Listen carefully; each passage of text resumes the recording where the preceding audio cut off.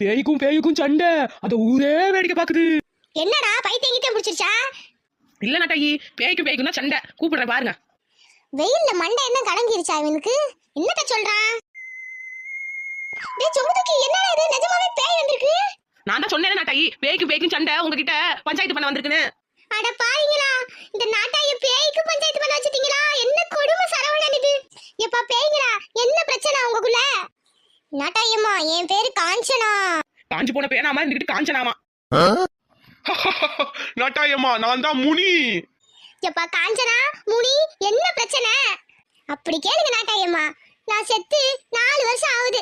செத்ததுக்கு அப்புறம் இந்த முனியை பார்த்து கல்யாணம் பண்ணிக்கிட்டேன். செத்ததுக்கு அப்புறம் கல்யாணம் பண்ணிக்கிட்டா? என்ன சொல்ற?